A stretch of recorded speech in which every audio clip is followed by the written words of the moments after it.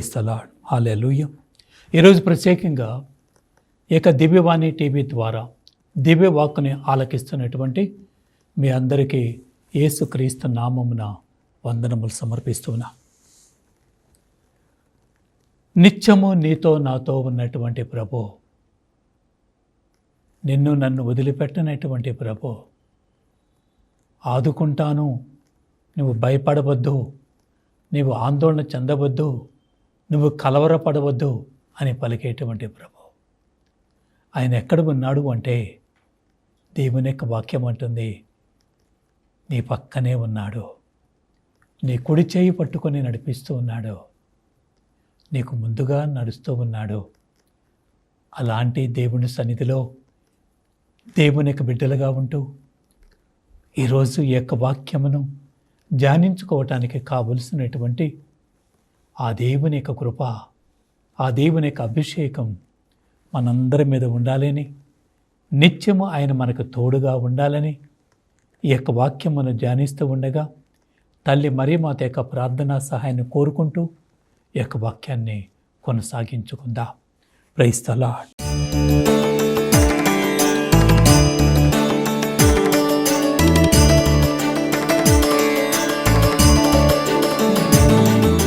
నిత్యము తోడుగా ఉన్నటువంటి దేవుడు, నీతో నాతో మాట్లాడేటువంటి దేవుడు, నిన్ను నన్ను చూస్తున్నటువంటి దేవుడు, నీ కొరకు నా కొరకు ప్రాణాలను అర్పించినటువంటి దేవుడు, రక్తాన్ని చిందించినటువంటి దేవుడు. ఆ దేవుడు పలుకుతున్నటువంటి ఒక మాట ఏమిటంటే, నేను ఎప్పుడు ఎల్లప్పుడూ నీతో ఉంటాను, నిన్ను వదిలిపెట్టను, నిన్ను విడవను, నిన్ను ఎడబాయను అనే మాట పలుకుతూ ఉన్నాడు. మరి ఈరోజు ఈ యొక్క వాక్యాన్ని ధ్యానించుకుందాం. నిన్ను విడవను, నిన్ను ఎడబాయను, నిత్యము నీకు తోడుగా ఉంటానని పలికేటువంటి దేవుడు. మొదటిగా మనం చూస్తున్నట్లయితే యెహోషువ గ్రంథం 1వ అధ్యాయము 5వ వచనంలో, నీ జీవిత కాలములో ఎవరునూ నిన్ను ఎదిరింపజాలరు, మోషేకు వలె నేను నీకు తోడై ఉంటాను పలుకుతున్నటువంటి దేవుడు. నేను మోషేకి ఏ విధంగా తోడుగా ఉన్నానో అదే విధంగా నీకును తోడుగా ఉంటానని యెహోషువతో పలుకుతున్నటువంటి దేవుడు. నేను నిన్ను విడవను, నేను నిన్ను ఎడబాయను అని పలుకుతున్నటువంటి దేవుడు. మోషేతో మాత్రమే కాదు, యెహోషువతో మాత్రమే కాదు, ఈరోజు నీతో నాతో పలుకుతున్నటువంటి దేవుడు, నేను నిన్ను విడవను, ఎడబాయను, నీ జీవితకాలమంతా నేను నీకు తోడుగా ఉంటాను అని అభయం ఇస్తున్నటువంటి దేవుడు. అదే హెబ్రీయుల పత్రిక 13వ అధ్యాయము 5వ వచనంలో, మీరు ఉన్న దానితో తృప్తి చెందడు, నేను మిమ్ము విడవను, ఎడబాయను. ఉన్నదానితో మీరు తృప్తి చెందండి, నేను ఎప్పుడు కూడా మీతో ఉంటాను, మీ అవసరతలో, మీ అక్కర్లో నేను మీకు తోడుగా ఉంటాను, ఏనాడు కూడా నేను మిమ్మల్ని విడవను అని అభయం ఇస్తున్నటువంటి దేవుడు. ద్వితీయోపదేశకాండం 31వ అధ్యాయం 8వ వచనంలో, ప్రభువే నీకు నాయకుడగును, నీకు బాసటగా ఉండను, ఆయన నిన్ను చెయ్యి విడుచువాడు కాదు. నీ ప్రభు ఎలాంటి వాడంటే నిన్ను వదిలిపెట్టేవాడు కాదు, చెయ్యి విడుచువాడు కాదు, నిత్యము నీకు తోడుగా ఉండేటువంటి దేవుడు. అందుకే ఆయన అంటున్నాడు, యెషయా గ్రంథం 54వ అధ్యాయం 10వ వచనంలో పలుకుతున్నటువంటి మాట, పర్వతములు గతించినా గతించవచ్చు, తెప్పలు చెల్లించినా చెల్లించవచ్చు, కానీ నా కరుణ మాత్రము నిన్ను విడనాడదు. ఎప్పుడు కూడా నా కరుణ, నా కృప, నా దీవెన, నా ఆశీర్వాదం ఎల్లప్పుడూ కూడా నీ మీద ఉంటాయని ప్రభు దేవుడు మనకి తెలియపరుస్తూ ఉన్నాడు. మరి ఎలాంటి ప్రభువుని మన సన్నిధిలో ఉండటానికి, మన మధ్యలో ఉండటానికి, నీతో నాతో ఉండటానికి ఆ ప్రభువుని నిత్యము మనము ఆహ్వానించే వరంగా, పిలిచే వరంగా, మాట్లాడే వరంగా ఉండాలి.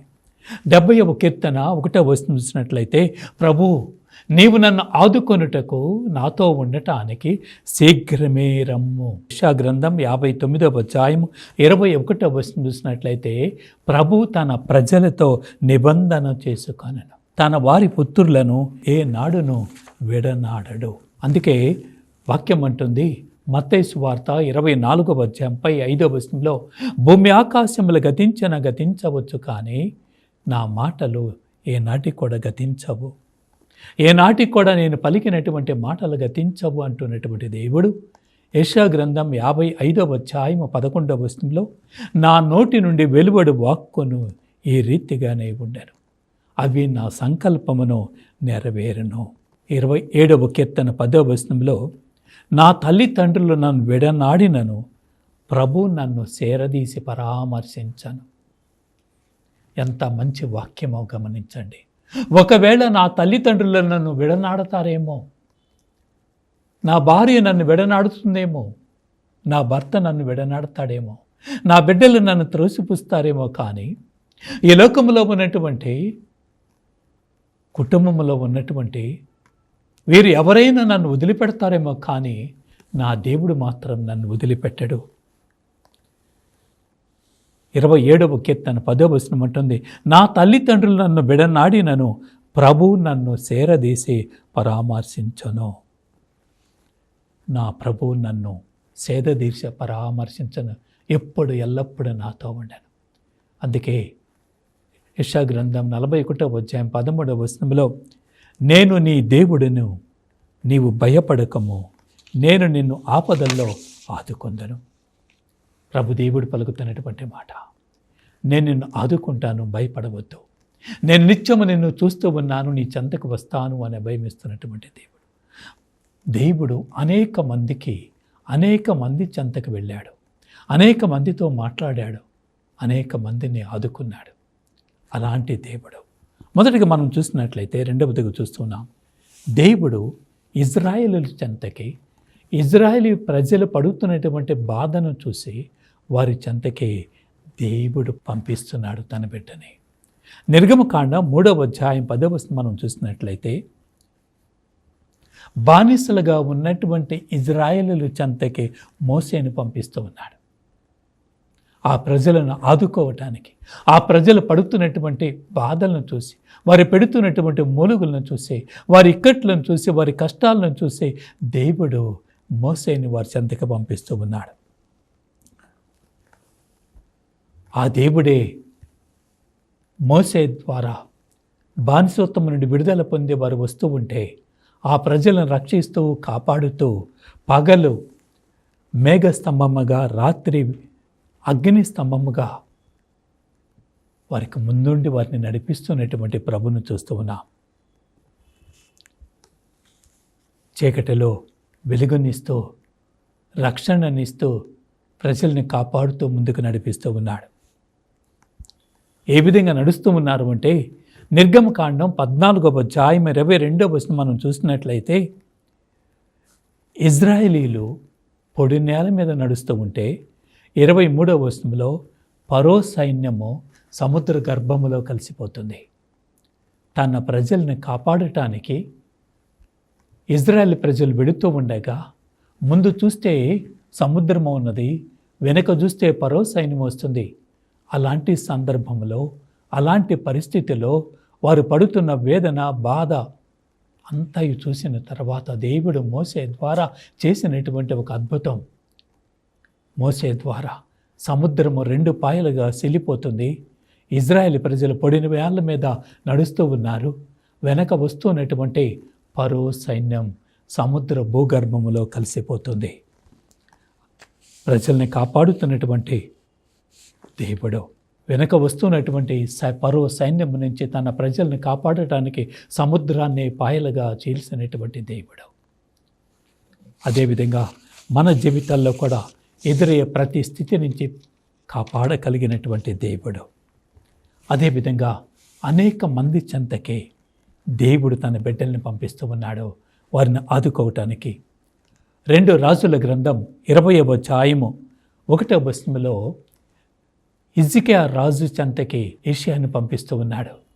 యెషయా పోయి అంటున్నాడు, నీకు మరణము సంభవించింది అంటున్నాడు. హిజ్కియా కన్నీరు కారుస్తూ, వేదన పడుతూ ప్రార్థన చేస్తూ ఉన్నాడు.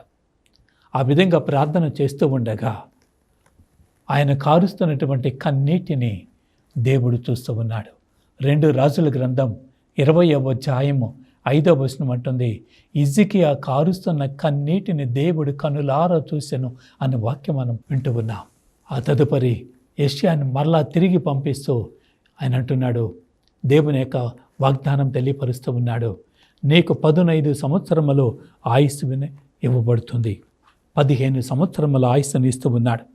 మరణ శాసనాన్ని మార్చగలిగినటువంటి దేవుడు, పరిస్థితులను తారుమారు చేయగలిగినటువంటి దేవుడు, ఏడుస్తున్నటువంటి హిజ్కియా చెంతకి యెషయాను పంపించి కన్నీటిని తుడిసినటువంటి దేవుడు, దేని నిమిత్తమైతే ఏడుస్తూ ఉన్నాడో ఆ పరిస్థితిని కూడా మార్చినటువంటి దేవుడిగా చూస్తూ ఉన్నాం.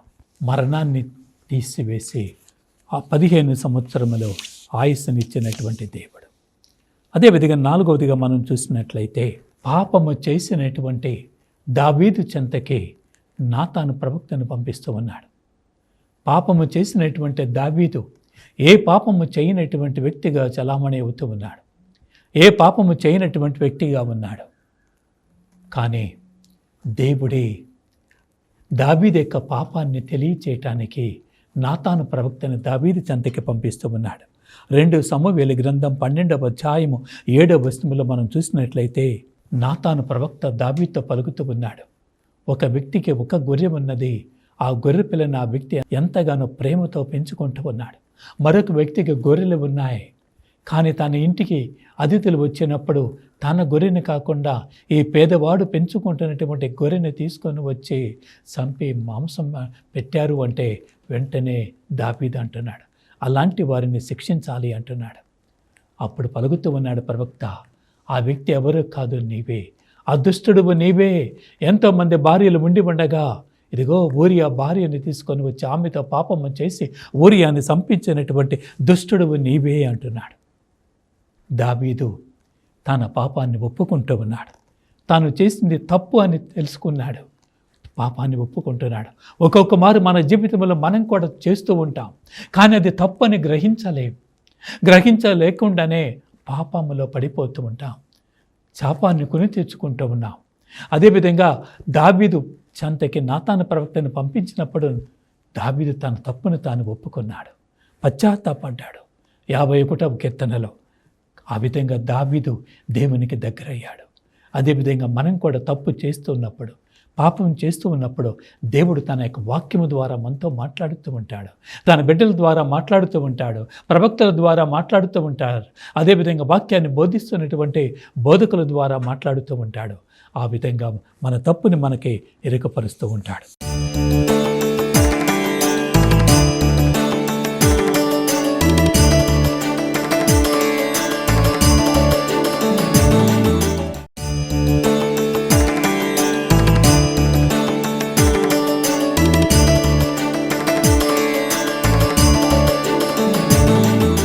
ఐదవదిగా మనం చూస్తున్నట్లయితే, ఇంకా దేవుడు ఎవరి చెంతకి పంపిస్తున్నాడంటే, నూతన నిబంధనలు మనం చూస్తూ ఉన్నాం.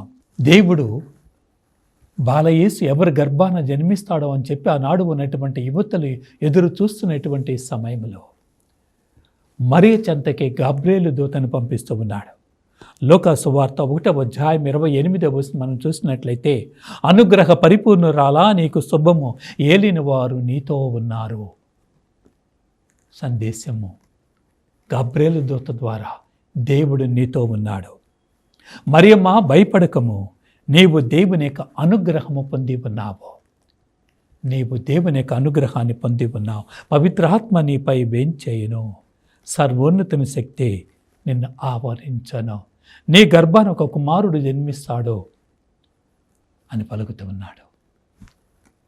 దేవుడు తన సందేశాన్ని గాబ్రియేలు దూత ద్వారా తెలియపరుస్తూ ఉన్నాడు.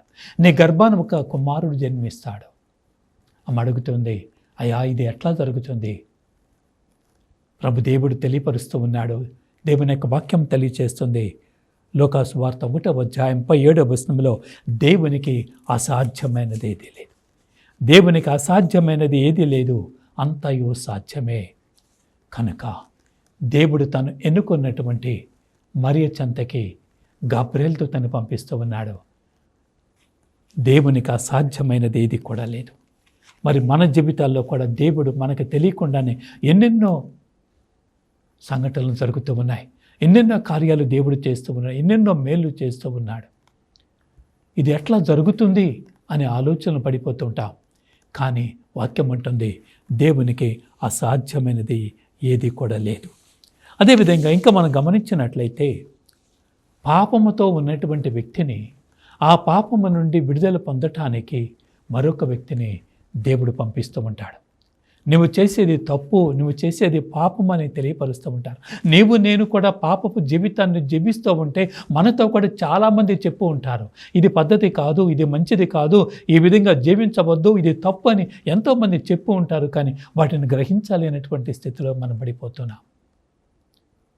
అలాంటి పాపపు స్థితిలో ఉన్నటువంటి ఒక స్త్రీ చెంతకి యేసుప్రభు స్వయంగా వస్తున్నాడు.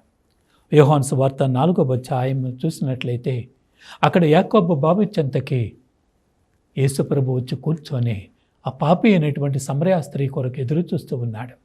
ఆ సమరయ స్త్రీ వచ్చిన తర్వాత త్రాగటానికి నీరు ఇవ్వమని అడుగుతూ ఉన్నాడు. ఆ విధంగా వారు మాట్లాడుతూ ఉండగా యేసుప్రభు అంటున్నాడు, నేనిచ్చే నీరు నువ్వు తాగితే మరలా నీకు దప్పిక కాదు అంటున్నాడు. అయితే అలాంటి జీవ జలాన్ని నాకు ఇవ్వు అంటుంది. అప్పుడు ఆయన అంటున్నాడు, యోహాను సువార్త 4వ అధ్యాయం 17వ వచనంలో, నీ భర్తను తీసుకురా. ఆమె పలుకుతుంది, నాకు భర్త లేడు.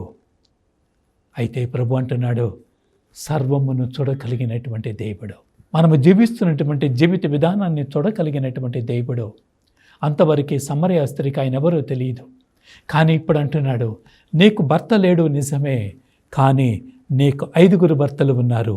ఇప్పుడు ఉన్నవాడు, నీతో ఉన్నవాడు కూడా నీ భర్త కాదు అంటున్నాడు. ఆ మాట విన్న తర్వాత ఆమె తన తప్పును తాను తెలుసుకుంటుంది, తన పాపాన్ని తాను గుర్తిస్తుంది. తాను ఒక పాపపు స్త్రీ, వ్యభిచారం అనే పాపములో కూరుకుపోయినటువంటి స్త్రీ. ఎప్పుడైతే ఆ ప్రభు ఆ మాటలు పలికాడో ఆమె అంటుంది, ఇన్ని రహస్యాలు తెలిసినటువంటి వాడివి నీవు సాధారణమైనటువంటి వ్యక్తివి కాదు, నీవు ఒక ప్రవక్తవని నాకు తోచుచున్నది అంటుంది. నీవు ఒక ప్రవక్తవి, నీవు దేవుడివి, సర్వము తెలిసినటువంటి దేవుడివి అంటుంది. కనుక ఆ నీరు నాకు ఇవ్వు, మరలా రాకుండా ఉండటానికి నీరు ఇవ్వు అంటున్నాడు. ఆమె తన గతాన్ని గుర్తు చేసుకుంది, తన తప్పును తాను తెలుసుకుంది, ప్రభువుని గుర్తించింది. నీతో మాట్లాడుతున్న నేనే ఆ దేవుణ్ణి, ఆ ప్రభుని అని చెప్పి ఆయన చెప్తూ ఉన్నాడు. అంటే ఒక పాపి అయినటువంటి స్త్రీని మార్చటానికి పాపి చెంతకి వచ్చినటువంటి దేవుడు. మనం కూడా ఎన్నెన్నో తప్పులు చేస్తూ ఉన్నాం, ఎన్నెన్నో పాపములు చేస్తూ ఉన్నాం. కానీ మన పాపాన్ని మనం ఒప్పుకోవటం లేదు, మన పాపపు స్థితిని మనం మార్చుకోవటం లేదు. కనుకనే దేవుడు ఈరోజు నీకు నాకు ఈ యొక్క వాక్యము ద్వారా మన స్థితిని తెలియపరుస్తూ ఉన్నాడు. ఇంకా మనం గమనించినట్లయితే, యేసు ప్రభుని నమ్ముకున్న, యేసు ప్రభుని వెంబడిస్తున్న, యేసు ప్రభుని అనుసరిస్తున్నటువంటి క్రైస్తవులుగా ఉన్నటువంటి వారిని చంపివేయటానికి సౌలు బయలుదేరాడు. అలాంటి వారిని పట్టి బంధించటానికి సౌలు వెళుతూ ఉన్నాడు. ఆ విధంగా వెళుతూ ఉండగా అపోస్తల కార్యములు 9వ అధ్యాయంలో మనం చూస్తాం. అక్కడ వెళుతున్నటువంటి గుర్రం మీద వెళుతున్నటువంటి సౌలు ఆకాశంలో ఒక దర్శనాన్ని చూస్తూ పడిపోతున్నాడు. ఒక వెలుగును చూసి పడిపోతాడు. కళ్ళు కనిపించటం లేదు. ఒక్క మాట అంటున్నాడు, ప్రభు నీవెవరివి? తన నోటి నుండి సంబోధన ప్రభువు అని పిలుస్తూ ఉన్నాడు. ఇంతవరకు ఎవరినైతే శిక్షిస్తూ ఉన్నాడో, ఏ క్రైస్తవులైతే శిక్షిస్తూ ఉన్నాడో, ఏ దేవుడి గురించి చెడుగా మాట్లాడుతూ ఉన్నాడో, అదే ప్రభుతో మాట్లాడుతూ ఉన్నాడు. నీవెవరివి? అప్పుడు ప్రభు పలుకుతూ ఉన్నాడు, నీవు ఎవరినైతే హింసిస్తూ ఉన్నావో ఆ యేసుని నేనే అంటున్నాడు. ఆ విధంగా వెళుతున్నటువంటి సౌలు కళ్ళు కనిపించక తన జీవితాన్ని గురించి ఆలోచన చేస్తూ ఉన్నాడు. పరివర్తన కలుగుతూ ఉంది. ఇంతవరకు నేను ఎవరిని హింసిస్తూ ఉన్నానో ఆ దేవుడే, ఆ యేసే నాతో మాట్లాడుతూ ఉన్నాడు.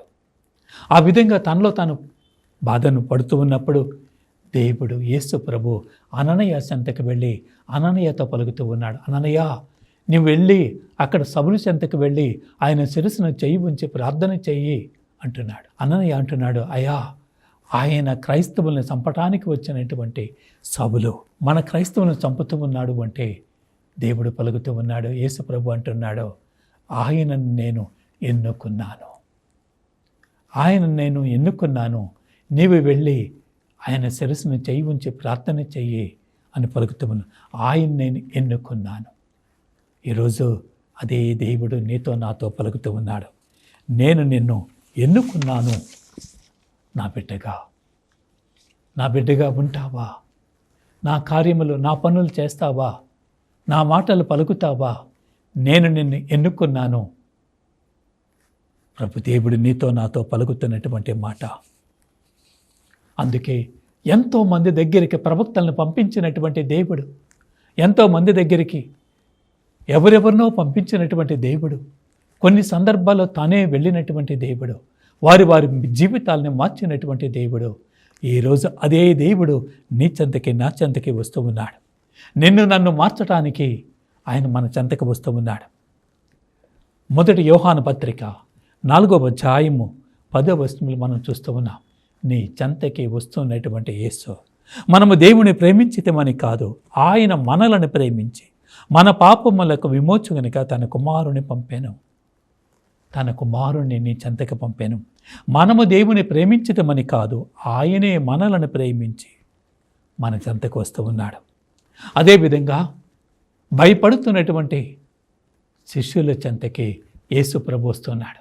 నీటి మీద ప్రయాణము చేస్తున్నటువంటి శిష్యులు, తుఫాను చెలరేగగా భయభ్రాంతులతో ఉన్నటువంటి శిష్యులు, మత్తయి సువార్త 14వ అధ్యాయం 27వ వచనంలో మనం చూసినట్లయితే, నీటి మీద నడుస్తున్నటువంటి ప్రభు, శిష్యులు పడవ ప్రయాణము చేస్తూ వెళుతూ ఉన్నారు. పడవ ప్రయాణము చేస్తూ వెళుతూ ఉండగా వారిని చేరటానికి, ముందుగా వెళ్ళినటువంటి శిష్యులను చేరటానికి యేసు ప్రభు నీటి మీద నడుచుకుంటూ వస్తూ ఉన్నాడు. నీటి మీద నడుస్తూ వస్తున్నటువంటి యేసు ప్రభుని చూసి వారు భూతమనే భయభ్రాంతులతో కేకలు వేస్తూ భయపడుతూ ఉన్నారు. అప్పుడు ప్రభు దేవుడు పలుకుతున్నటువంటి మాట, నేనే కదా. మత్తయి సువార్త 14వ అధ్యాయము 27వ వచనం అంటున్నాడు, నేనే కదా, భయపడకుడు, ధైర్యము వహింపుడు అంటున్నాడు. అదేవిధంగా మన జీవితంలో కూడా ప్రభు పలుకుతాడు, నేను ఉన్నాను కదా, ఎందుకు మీరు భయపడుతూ ఉన్నారు? నేను మీకు తోడుగా ఉంటాను కదా, నేను మీకు అభయం ఇస్తున్నాను కదా. మనతో కూడా పలికేటువంటి దేవుడు. 119వ కీర్తన 105వ వచనం మనం చూసినట్లయితే, నీ వాక్యము నా పాదములకు దీపము, నా త్రోవకు, నా జీవితానికి మార్గమై ఉన్నది, నా జీవితానికి వెలుగై ఉన్నది. 147వ కీర్తన 3వ వచనం మనం చూసినట్లయితే, భగ్న హృదయాల బాధలను తీర్చి వారి గాయములకు కట్లను కట్టను. కనుక ఆయనను ఆలకించాలి, ఆయన మాటలను వినాలి, ఆయన మాటలను స్వీకరించాలి.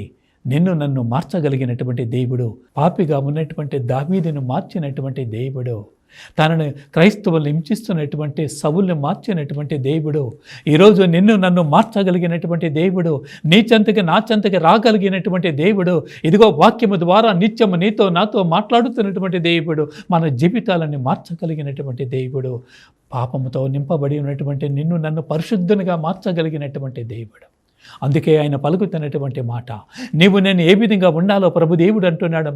మొదటి పేతురు 1వ అధ్యాయం 16వ వచనంలో, నేను పవిత్రుని కనుక మీరు కూడా పరిశుద్ధులుగా పవిత్రులుగా ఉండాలని ప్రభు దేవుడు కోరుతూ ఉన్నాడు. మరి ఈరోజు ఆ ప్రభు నీ చెంతకి వస్తే ఆ ప్రభుని ఆహ్వానించడానికి నువ్వు సిద్ధముగా ఉన్నావా? ఆయన అంటున్నాడు, నీ తలుపు తెరిస్తే నేను నీ హృదయంలోనికి వస్తాను, నీ ఇంటిలోనికి వస్తాను. దర్శన గ్రంథం 3వ అధ్యాయం 20వ వచనంలో పలికినటువంటి మాట, నీ హృదయం అనే తలుపు తెరువు, నేను నీలోనికి నీవు హృదయంలోనికి వస్తానంటున్నాడు. కనుక ఆ ప్రభుని మన ఇంటిలోనికి, మన గృహంలోనికి, మన హృదయంలోనికి ఆహ్వానించుకుందాం. ఎప్పుడు కూడా నీతో నాతో ఉండే దేవుడు, విడవనటువంటి దేవుడు, ఎడబాయినటువంటి దేవుడు, ఆపదలు ఆదుకునేటువంటి దేవుడు, పాపముతో ఉన్నప్పుడు పాపము నుండి విడుదలివ్వగలిగినటువంటి దేవుడు, అలాంటి దేవుడు. అందుకే దేవుని యొక్క వాక్యం అంటుంది, ద్వితీయోపదేశకాండం 4వ అధ్యాయం 7వ వచనంలో, ఇలాంటి దేవుడు ఏ జాతి జనులకైనా ఉన్నాడా? నిన్ను నన్ను పిలిచి, నిన్ను నన్ను ఎన్నుకొని, నిన్ను నన్ను తన మార్గంలో నడిపించుకుంటూ ఈరోజు నీకు నాకు మార్గదర్శకుడై ఉండి నడిపిస్తున్నటువంటి ఆ దేవుని యొక్క దీవెనలను ఆశీర్వాదాలను పొందుకోవటానికి సిద్ధపడదాం. ప్రార్థన చేసుకుందాం. పరిశుద్ధుడైనటువంటి మా ప్రియ పరలోకపు తండ్రి, ఈనాడు ప్రభా నువ్వు మాతో మాట్లాడుతున్నటువంటి ప్రభా, ఇదిగో నువ్వు అంటున్నావు, నేను విడవను, నేను ఎడబాయను, ఎప్పుడు ఎల్లప్పుడూ నేను నీతో ఉంటాను అని అభయమిస్తున్నటువంటి ప్రభా, అయా నిత్యతానికి లోబడి నాయన నిత్యము నీతో ఉండగలిగినటువంటి కృపను మాకు అనుగ్రహించమని, నీ యొక్క వాక్యమును ఆలకించగలిగినటువంటి కృపను మాకు దయచేయమని, నీ యొక్క వాక్యమును వినటము ద్వారా, వాక్యము స్వీకరించటము ద్వారా, వాక్యమును మా హృదయంలో పదిలపరుచుకొని మా యొక్క జీవితాలను మార్చుకుంటూ నీకు ప్రీతికరమైనటువంటి జీవితాన్ని జీవించగలిగినటువంటి కృపను మాకు దయచేయమని, అదేవిధంగా ఈ యొక్క వాక్యాన్ని ఆలకించినటువంటి ప్రతి ఒక్కరిని దీవించమని, అమ్మ తల్లి మరి మాత ప్రత్యేకంగా మా అందరి కొరకే నీ కుమారుని సన్నిధిలో ప్రార్థించమని యేసుక్రీస్తు నామమున అడిగి వేడుకొనుచున్నాము తండ్రి. Amen. Amen. Praise the lord.